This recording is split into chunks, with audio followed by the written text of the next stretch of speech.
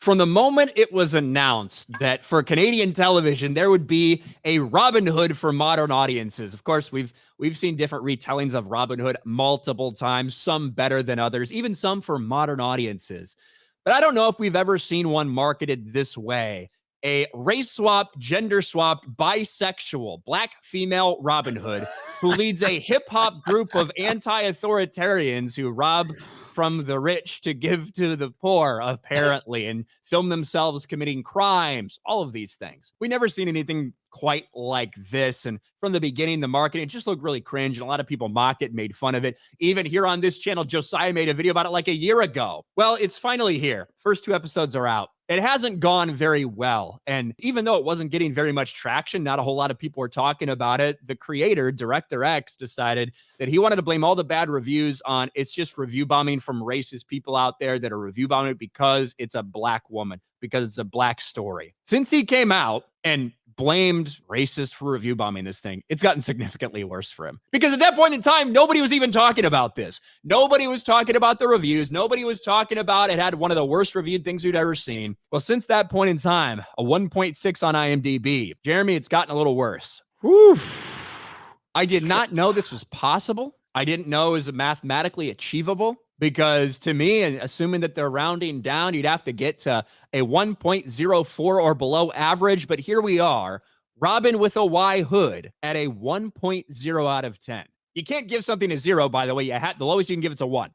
It has the lowest achievable score. This is the worst reviewed series we've seen in the history of IMDb. And I just decided, listen, I don't leave reviews on IMDb. I've never left one. I don't even think I have an account. I'm not sure. But I decided, because so many racist review bomb things on here, according to Director X, let's check out some famous black movies that we've seen recently. Black Panther, 7.3. Okay. Black Panther Wakanda Forever, 6.7. Not too bad. What about something like Nope? 6.8. What about Us?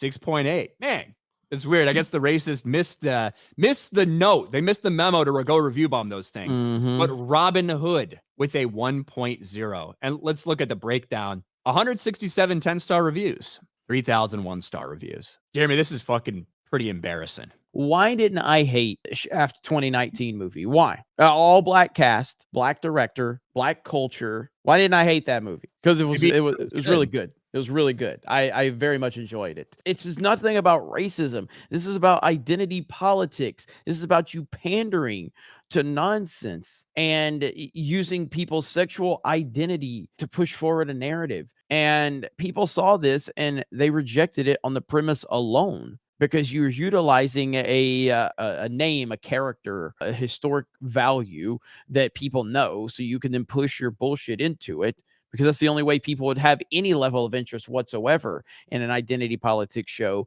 is if you use something that has name recognition. That's what this comes down to. But you're setting yourself up for failure nowadays, because we're in an era where people are very sick of this. They're sick of seeing something that they know or something they've heard of just bastardized with identity politics thrown in there. Now, in this case, it's a heavy dose of it. It is a race-swapped, gender-swapped, bisexual Robin Hood. And every single protagonist from Maid Marian to Little John to all these characters, they're all people of color. And the villains, the sheriff and Prince John, which is, his name is John Prince in this one, a real estate tycoon, a rich white man, they're white. You're setting this entire thing up for people to inherently not like it. And then when you do things like this, you really prove that you're just going to try to make any excuse in the world. Remember, this is when he said, there's people from other countries review bombing my show.